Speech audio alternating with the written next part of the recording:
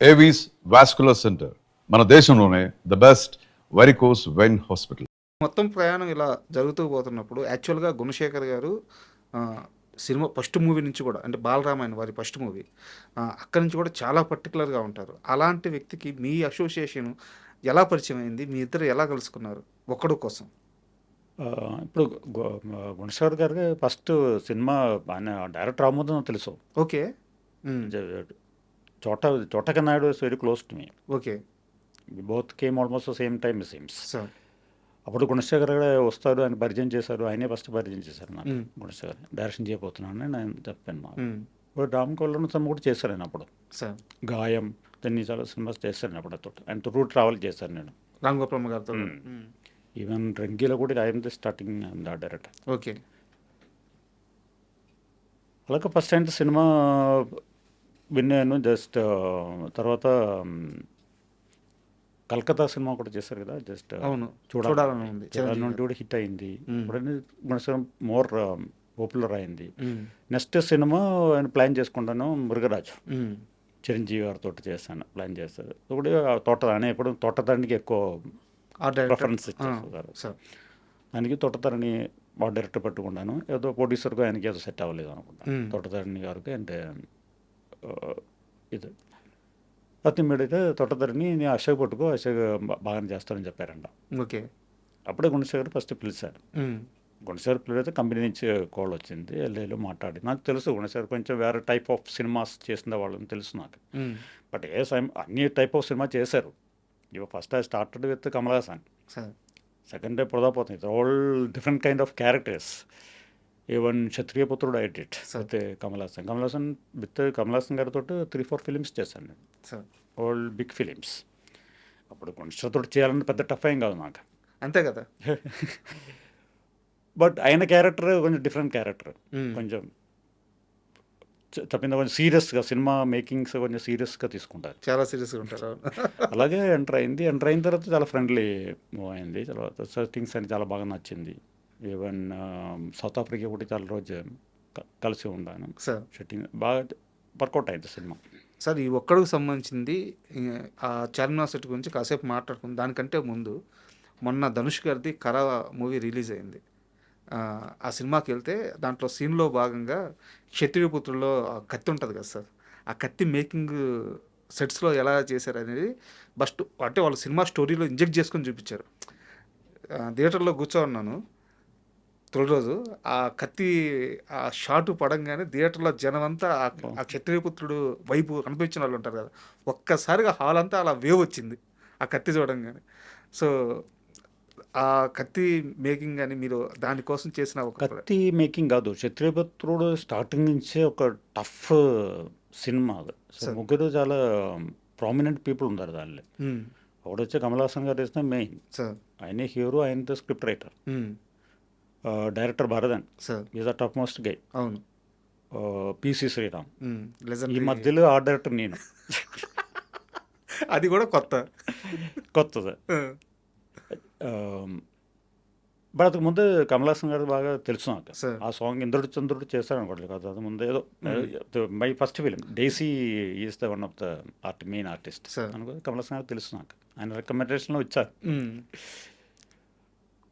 Starting from the beginning to end వరకు tension.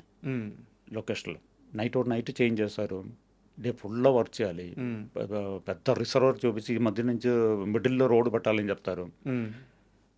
మళ్ళీ పెద్ద ప్యాడీ ఫీల్డ్ చూపించి మధ్యలో ఫెన్సింగ్ ఉండాలి అని చెప్తారు. ఇదన్నీ యాక్చువల్లీ డైరెక్ట్ చేయాలని కూడా ఎక్కువ ప్రొడక్షన్ సైడ్ నుంచి మోర్ సపోర్ట్ ఉంటేనే చేయడం కుదురుతుంది. కరెక్ట్.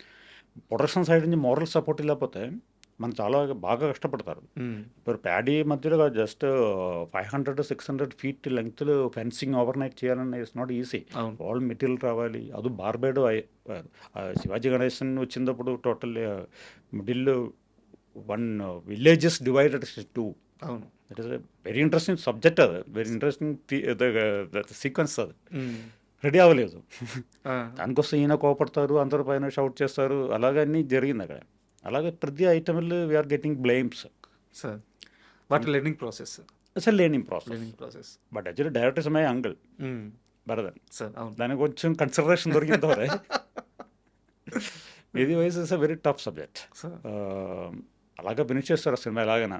మ్మ్. మళ్ళీ మినియేచర్ కానీ the reservoir is bursting and coming out, water is coming out. So every one అందరు వర్క్ చేస్తారు దాంట్లో. It's not a and one నిన్న మ్యాన్ షో. ఆ సినిమాలో డైలాగ్ ఉంటుంది ఆ కత్తి గురించి. కాస్ట్యూమ్కి సంబంధించి ఆ డిజైనర్ వాళ్ళు వెళ్ళినప్పుడు, ఆర్ట్ డైరెక్టర్ వాళ్ళు వెళ్ళినప్పుడు, సార్ కత్తి పొడుగ్గా ఉండాలి సార్ కానీ బరువు ఉండకూడదు సార్ ఇటు చెప్తా ఉంటారు అనమాట. అంటే ఆ రోజుల్లో మీరేం మాట్లాడారు నాకు తెలియదు కానీ సినిమాలో పెట్టుకున్న డైలాగులు అవి. పొడుగ్గా ఉండాలి సార్ బరువు ఉండకూడదు సార్ అంటే ఆ మేకింగ్ చేసే ఆ చేసే పర్సన్ అండ్ ఉంటాడు కదా. అయిపోతే లాస్ట్ క్లైమాక్స్ పోర్షన్ Sir. ఐఎన్ఆర్ సన పక్కన just cutting the head of అవును. Nassar, that is the sequence climax. నిజంగా ఒక వైబ్ వచ్చింది సార్ థియేటర్లో అంతా కత్తి చూడంగానే. Super hit cinema. అవును. అండ్ ఒక్కడి విషయానికి వద్దాం సార్. ఒక్కడి విషయానికి వచ్చినప్పుడు నిజానికి ఆ సినిమా అంతకుముందు ఎవరెవరో ప్రొడక్షన్లోనే చేయాలి. ఆ చార్మినార్ సెట్ విషయం తేలకే ఎంఎస్ రాజు గారు వచ్చేదాకా అది హోల్డ్ అయ్యి చివరికి ఎంఎస్ రాజు గారి చేతుల్లోకి సినిమా వెళ్ళింది. సో చార్మినార్ సెట్ అనేది అంత ఇంపార్టెంట్ ఒక్కడు సినిమాకి సంబంధించి. ఆ బరువు బాధ్యత అంతా మీ మీద పెట్టారు కాబట్టి నాకు ఆ ఎక్స్పీరియన్స్ లేదన్నా కాస్త ఆ ప్రయాణం గురించి మాట్లాడండి సార్. ఫస్ట్ చెప్పాను మృగరాజు గురించి చెప్పారు కదా. మృగరాజు ఫినిష్ అయిపోయిన తర్వాత గుణేష్ గారు చెప్పారు ఒకసారి, మీకు ఒక పెద్ద సినిమా నేను ప్లాన్ చేస్తున్నాను, మీకు ఒక కాల్ వస్తుంది అని చెప్పారు నాకు. అలాగే బేగ చెప్పి వదిలేశారు. మళ్ళీ తర్వాతనే కొంచెం ఆ సినిమా అయిపోయి మృగరాజు అయిపోయిన తర్వాత I got a call from MS arts. MS arts means MS Reddy గారు, ఎంఎస్ రాజు గారు. MS Reddy, Shyamprasad Reddy father. Okay. అది ఒక్కడా? MS Reddy, mister MS Reddy గారు ఫస్ట్ ప్లాన్ చేశారు సినిమా.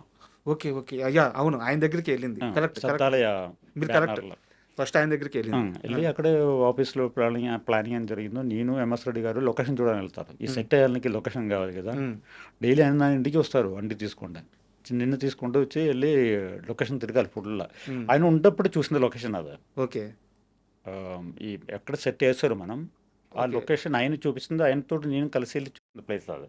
అప్పుడు ఫైనల్ చేస్తాను ఈ ప్లేస్ బాగుంది సార్ అని, ఇది సరిపోతుందా ఇంకొక ల్యాండ్ చూపిస్తారు నాకు. అదన్నీ ఆయనకి కనెక్టెడ్ ఉంది ల్యాండ్స్, అది సార్ సరిపోదు సార్ అని చెప్పి ఇంకోటి చూపిస్తారు. అలాగే జస్ట్ ఫైనలైజ్ దట్ లొకేషన్. అలా తర్వాత అది ఆగిపోయింది, ఆ సినిమాలో వర్కౌట్ అవ్వలేదు, జస్ట్ స్టాప్ అయ్యింది. Then one fine day MS Raju గారు ఫోన్ చేశారు నాకు, ఇలాగ అశోక్ రా సాయి మనం మీట్ చేస్తాను. వెళ్ళారు. మీట్ చేసినప్పుడు స్టూడియోలో గుణశేఖర్ అంటే మహేష్ బాబు ఇవన్నీ కూర్చున్నాను, ఇలా ఒక పెద్ద సినిమా ప్లాన్ చేస్తున్నాను, నువ్వు ఆ డైరెక్టర్ అవార్డ్ చేయడానికి అని చెప్పాను. Very happy. చిన్న హింట్ ఆల్రెడీ ఇచ్చారు కదా. అవును. తర్వాత మధ్యలో ఏం జరిగింది నాకు కూడా తెలియదు, నాకు ఐడియా లేదు. ఆల్రెడీ దే అప్రోచ్ తోటధరణి అనుకున్నాను. తోటధరణి ఏదో ఎస్ నో చెప్పి స్టోరీలో నాకు అనమంటాడు, తెలియదు నాకు. బట్ ఎంఎస్ రాజు పిలిచినప్పుడు ఆయన రెడీ టు డూ వర్క్. పెద్ద సినిమా అది, మీకు కుదురుతుందా? ఎంఎస్ రెడ్డి గారు హీ విల్ డూ ఇట్ అని. గుణశేఖర్ చాలా సైలెంట్గా ఉన్నాను. అలాగే స్టార్ట్ అయింది. I made a big sketch first. ఆయన స్టోరీ కంటెంట్ చెప్పాను నాకు లైట్గా. బిగ్ స్కెచ్ ప్లాన్ చేశాను. ఆ స్కెచ్ కొంచెం ఓవర్ అయిపోయింది, కొంచెం బిగ్ సైడ్లో వెళ్ళిపోయింది. ఎంఎస్ రాజు గారు చెప్పారు మాకు వర్కౌట్ అవ్వదు, కొంచెం చిన్నది చెయ్యి, కొంచెం రిడ్యూస్డ్. ఓ నిజానికి ఫస్ట్ ప్లాన్ చేసింది ఇంకా పెద్ద సెట్ ప్లాన్ చేస్తారు. హోల్ హైదరాబాద్ చార్మినార్ ప్రాంతం మొత్తం ప్లాన్ చేస్తారు. ఫస్ట్ అమ్మో స్కెచ్ లేసారు, ప్లాన్ చేసిన స్కెచ్ లేసారు. ఫస్ట్ వచ్చిన విజన్ అయితే అది. తర్వాత కొంచెం రిడ్యూస్ చేసి తర్వాత డైరెక్టర్ గారు నాకు ఫుల్ స్టోరీ డైరెక్షన్ చేస్తాను. వెరీ డీటెయిల్డ్ నరేషన్ ఇచ్చాను గుణశేఖర్. అంటే బాగా నాకు సినిమా ఏదో ఉంది, అదో చాలా రోజు హోండ్ అయింది. ఆ స్టోరీ లాగా మా మైండ్లో హోండ్ అయింది, ఇంట్రెస్టింగ్గా ఉంది. స్టోరీ ఇంగ్లీష్ వర్షన్ ఒకటి ఉంది, జస్ట్ అతోడే సినిమా. ఆ సినిమా కూడా ఇచ్చారు నాకు చూడమని రెఫరెన్స్గా. తర్వాతనే ఎంటర్ అయింది. బట్ నాకు అంత పెద్ద టఫ్ అనిపించలేదు. ఇలాగ పెద్ద సెట్ వేయాలంటే పెద్ద టాస్క్ ఇంట్రెస్టింగ్ ఆవేశం అనిపించిన తర్వాత అది డిఫరెంట్, కొంచెం టఫ్ అయింది. మనం ఎలా చేయాలి ఆ టెన్షన్ నాకు పెట్టలేదు. బట్ చేయాలి, ఆవేశం పెరిగింది చేయాలి అని చెప్పేసి. బట్ ప్రొడ్యూసర్ మీరు కూల్గానే ఉంటాను, జస్ట్ పెద్ద టెన్షనే అనిపించలేదు. అలాగే పక్క ప్లాన్ చేశారు. అసలు ప్లేస్ వెళ్ళి చూశాను. అక్కడే నేను డైరెక్టర్ అందరూ కూర్చుంటే హోమం దాన్ని పూజ గీజ అన్నీ చేశారు మొత్తం. Daily director also welcome to the location. First plan చేస్తుంటుంది ఎక్కడే wear the Mahesh Babu is sitting and doing discussion and వాళ్ళ ఫస్ట్ ఆయన రూఫ్ టాప్ ఫస్ట్ ప్లాన్ చేస్తారు. ఓకే. అక్కడ నుంచి చూసింది ఎలాగే అన్ని రూఫ్ టాప్ కనబడాలి, లాస్ట్ చార్మినార్ ఎలాగ కనిపించాలి, అక్కడి నుంచి విషయం పెట్టుకుంటూ వెళ్ళిపోయారు మనం. టాప్ వ్యూ నుంచే build చేశారు. ఒక పర్టికులర్ పాయింట్లో మనం నిలబడి అక్కడ నుండి ఉండే వ్యూలో టోటల్ అన్ని ప్లాన్ చేసుకోండి, అన్ని సపరేట్ స్కెల్టన్ పెట్టుకుంటూ నిలబడి వేరియస్ హైట్స్ ప్లాన్ చేసుకోండి. తర్వాత అక్కడ నుంచి చార్మినార్. అప్పుడు ఈ చార్మినార్ కొంచెం లిబర్టీ దొరికింది మాకు. 60 feet కట్ చేసి డౌన్ చేశారు. And already we are in 5th floor. Sir అప్పుడు అంత హైట్ అవసరం లేదని చెప్పేసి చార్మినార్ 60 feet కట్ చేసి గ్రౌండ్లో పెట్టారు. ఇప్పుడు more economical and more viable workout అయింది చెప్తాను. సార్ మొత్తం సెట్ అంతా అయిపోయిన తర్వాత గుణశేఖర్ గారు, మహేష్ బాబు గారు మీతో ఆ రోజు మాట్లాడిన మాటలు మీకు ఏమైనా గుర్తున్నాయా? మొత్తం వాళ్ళు ఒకసారి చూసుకుంటారు. గుణశేఖర్ డైలీ వస్తున్నాడు కదా, డైలీ వస్తున్నాను, చూస్తున్నాము, డిస్కస్ చేస్తున్నాను. అక్కడే ఆయన స్టోరీ ప్లాన్ చేస్తున్నాను, షార్ట్స్ ఆయన ప్లాన్ చేసుకుంటారు. మనం నేను వర్క్ చేస్తూనే ఉన్నాను. నియర్లీ 300-400 వర్కర్స్ వర్క్ చేశారు, 3 months వర్క్ చేశారు. ఈవెన్ ఎంఎస్ రాజు గారు వస్తారు, అని కింద చూసుకుంటూ వస్తారు, పైకి చూడను, కింద చూసుకుంటూ వచ్చేసి స్పాట్లో వచ్చిన తర్వాత చూస్తారు. ఏ లుక్ కావాలో ఆ లుక్ మ్యాసివ్గా కనబడాలి ఆయన. కరెక్ట్ వచ్చిన ప్లసెంట్ ఫేస్ వర్కౌట్ అయింది. అది ఫస్ట్ డైలీ గుణశేఖర్ డైలీ వస్తున్నాను, ఆ ఆవేశం ఫేస్లో ఉంటుంది. తర్వాత మధ్యలో కొంచెం గ్యాప్ వచ్చింది. ఆ గ్యాప్లో నేను మొత్తం పెయింటింగ్ చేసి పెట్టా కూడా మళ్ళీ డైరెక్టర్ వచ్చి మళ్ళీ దాంట్లో కొంచెం డల్ చేస్తాను అనిపిస్తే ఆయన కొంచెం డల్లింగ్ చేపిస్తారు. అలాగే అందరూ టీం వర్క్ డెఫినెట్గా ఉంది, దానిలో టీం వర్క్ ఉంది. But so producers never say anything. Known ఎక్కడి నుంచి చెప్పలేదు, నాకు వద్దు అంత వద్దు అని చెప్పలేదు, లావిష్కి వదిలేశారు. దానికోసం అంత రిజల్ట్ వచ్చింది మనకి. మహేష్ బాబు గారి రియాక్షన్? మహేష్ బాబు ఒక ఫోన్ చేసి చెప్పారు నాకు, so it's very good, it's come out very well అని కూడా అప్పుడప్పుడు వచ్చి చూసి వెళ్ళిపోతారు.